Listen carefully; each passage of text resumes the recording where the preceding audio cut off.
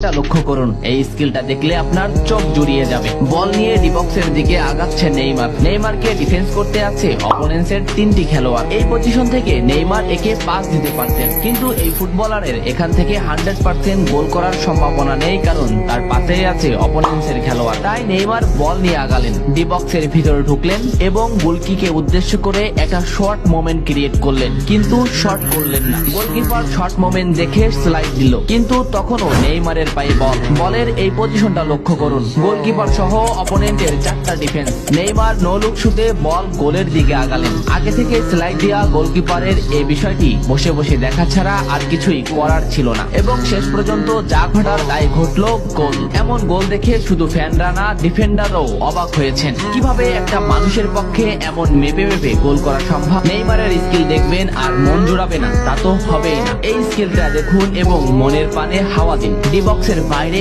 নেইমারের পায়ে বল, গোলকিপার সহ অপোনেন্টের 9টি খেলোয়াড়, নেইমারদের মাত্র 4টা খেলোয়াড়। প্লেয়ারদের এমন পজিশন থেকেও যে এখানে গোল করা সম্ভব তা শুধু নেইমারই জানে। দেখুন নেইমার কি করে। নেইমার বল সামনের দিকে আনলেন, এতে করে প্রতিপক্ষ ফুটবলাররা বল মোমেন্টে আসলেন, এবং লক্ষ্য করুন এই পজিশনটা ফাঁকা হয়ে গেল। নেইমার বল হোল্ড করলেন এবং সাথে সাথে দেখুন এই ফুটবলার রান মেক করতে শুরু করেছে, কারণ সে জানে নেইমার তার কাছে বল যে করে হোক পৌঁছে দিবে। নেইমার তাই করলেন, বল সামনে নিয়ে আলতো করে তার কাছে বল পৌঁছে দিলেন। কি নিখুঁত পাস, কি নিখুঁত স্কিল। এমন ভাবে বল সতীর্থর কাছে দিলেন যে বল পজিশন থেকে প্রতিপক্ষের 8টি খেলোয়াড়ই বের হয়ে গেল। 1-1-এ শুধু গোলকিপার। বল এমবাপ্পের কাছে এলো এবং এমবাপ্পে যা ঘটানোর তা ঘটিয়ে দিলেন। এমন সেন্স, এমন অসাধারণ স্কিলকে আপনি কি দিয়ে বিবেচনা করবেন? কত টাকা হলে আপনি এমন স্কিল অর্জন করতে পারবেন? হয়তো টাকা দিয়ে এই স্কিলগুলো কেনা সম্ভব না। যদি তাই হতো তাহলে শত শত ফুটবলার এমন স্কিল প্রদর্শন করতেন। মাঠের এই পজিশনটা লক্ষ্য করুন,